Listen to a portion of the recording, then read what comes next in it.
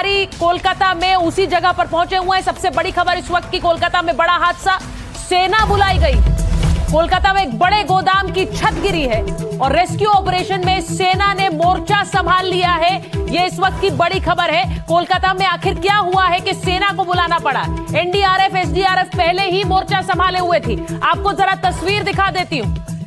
निर्माणाधीन गोदाम की छत गिरी, लेकिन ये छोटा गोदाम नहीं, अच्छा खासा बड़ा गोदाम है जिसकी छत गिरने से न जाने कितने लोग इसमें दब गए हैं। ये तस्वीर देखिए, हादसे के बाद का ये पहला वीडियो है जो आपके सामने आ रहा है। जरा इसे देखिए।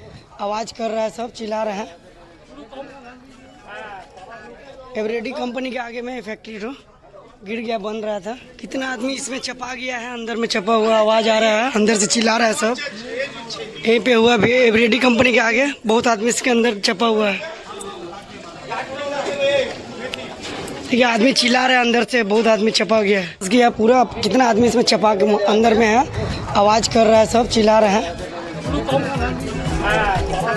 एवरेडी कंपनी के आगे में फैक्ट्री तो गिर गया, बन रहा था। कितना आदमी इसमें चपा गया है, अंदर में चपा हुआ, आवाज आ रहा है, अंदर से चिल्ला रहा है सब। तो ये जो वीडियो आप देख रहे हैं, इसमें वीडियो बनाने वाला शख्स बता रहा है कि न जाने कितने लोग अंदर हैं और उनकी आवाजें मुझ तक आ रही हैं, मैं उन्हें सुन पा रहा हूं। इस गोदाम की छत गिरी और उसके बाद ये तस्वीर आई। एक और तस्वीर आपको दिखाती हूं। ये कोलकाता में गोदाम गिरने के बाद वहां पर, जैसा मैंने कहा, आर्मी बुला ली गई है। ये ड्रोन से तस्वीर है, ऊपर से जो तस्वीर ली गई, आप देखिए दूर तक आपको लोग नजर आएंगे। और जो ये पूरी छत गिरी है, इसके नीचे न जाने कितने काम करने वाले लोग जो दब गए हैं। ये तस्वीर कोलकाता से आ रही है। वहां पर क्रेन्स भी हैं, वहां पर बुलडोजर भी है, क्योंकि ये निर्माणाधीन था। लेकिन इसके बीच जो छत गिरी है, बाहर लोग हैरान रह गए। ये तस्वीर देखिए, जो फैक्ट्री का जो गेट है उसके बाहर बड़ी संख्या में लोग हैं, क्योंकि वो समझ ही नहीं पाए कि अचानक हुआ क्या।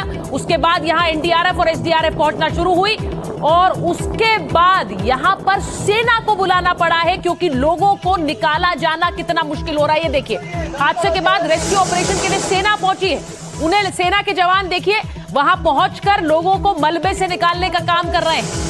ये हादसे के बाद का रेस्क्यू ऑपरेशन है और शुभेंदु अधिकारी, मुख्यमंत्री पश्चिम बंगाल, वो भी वहां पहुंचे हैं। उन्होंने पूरे घटना का जायजा लिया है।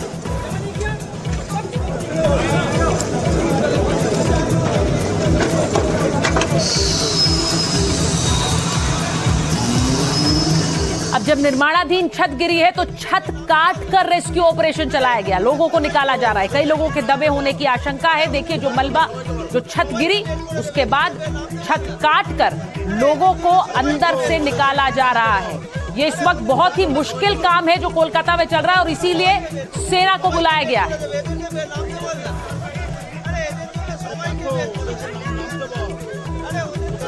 आपको बताती हूं कि हुआ क्या।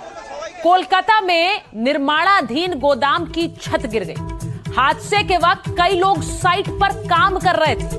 छत गिरने से करीब 40 लोग नीचे ही दब गए। अब तक हादसे में 3 लोगों की मौत की खबर आ चुकी है। 21 लोगों को रेस्क्यू किया गया है, लेकिन 6 लोग गंभीर रूप से घायल। अब आपको बताऊं कि पहले स्थानीय लोगों ने अपने स्तर पर ही बचाव अभियान शुरू किया। फंसे हुए लोगों को ऑक्सीजन, पानी पहुंचाने के लिए वहां एनडीआरएफ पहुंची, क्योंकि समझ चुके थे कि ये जो हादसा हुआ है ये बड़ा हादसा है और इसमें सिर्फ स्थानीय लोग मदद नहीं कर पाएंगे। दोपहर 12:20 तक दमकल विभाग को सूचना मिली। पुलिस, दमकल और बचाव दल घटनास्थल पर मौजूद है।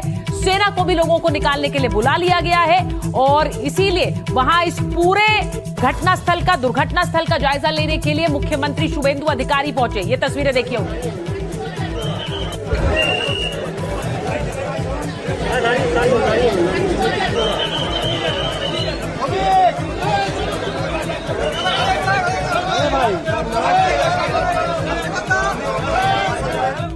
तो शुभेंदु अधिकारी वहां पहुंचे, वो इस पूरे दुर्घटना का जायजा ले रहे थे। लेकिन चश्मदीदों ने क्या बताया, कैसे दुर्घटना हुई, क्या उन्होंने देखा, जरा सुनिए। भाई क्या हुआ था, आप यही के हैं, क्या हुआ था? हम लोग मतलब घर में थे तो हम लोग जैसे हम लोग एक दोस्त बोला कि एक यहाँ का बिल्डिंग गिर गया, तो हम लोग सब लोग आ गए देखने के लिए। क्या बिल्डिंग था ये मतलब कुछ काम उम हो रहा था, उसी टाइप का मतलब ये बिल्डिंग था। अच्छा, ये वेयर हाउस, ये गोडाउन बन रहा था? हाँ गोडाउन। कितने लोग होंगे उसके अंदर? 40 से 50 60 ऐसे ही कुछ होंगे। सब स्थानीय है?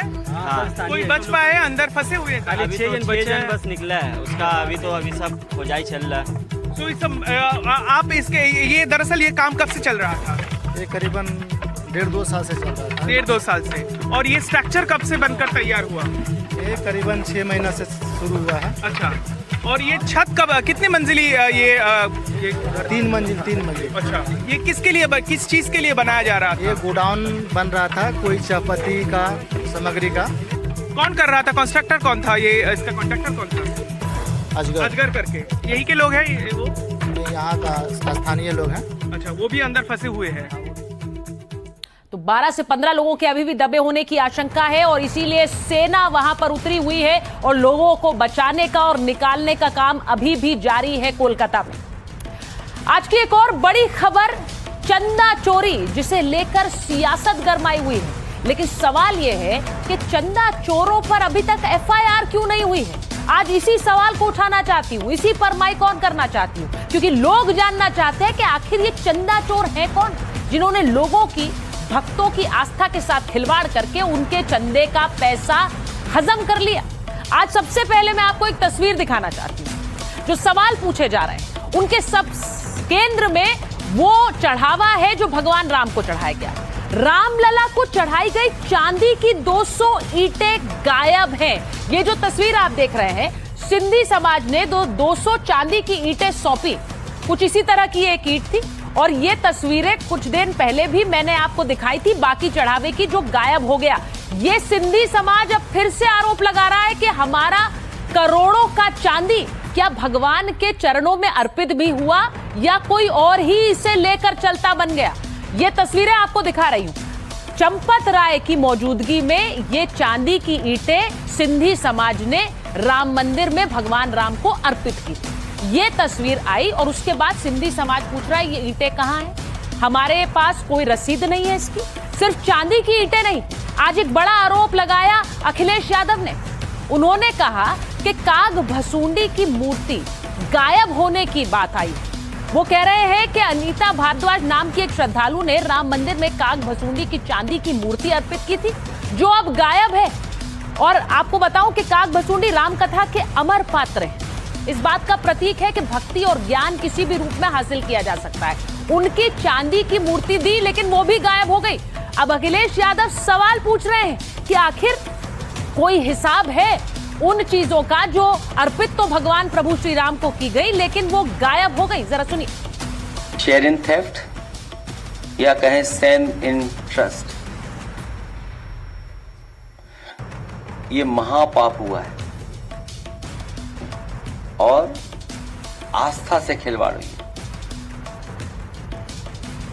पूरे प्रदेश और देश का जो चढ़ावा था, अंतर्राष्ट्रीय स्तर पे भी चढ़ावा था और हमारे सनातनी परंपराओं पे प्रश्न लगे।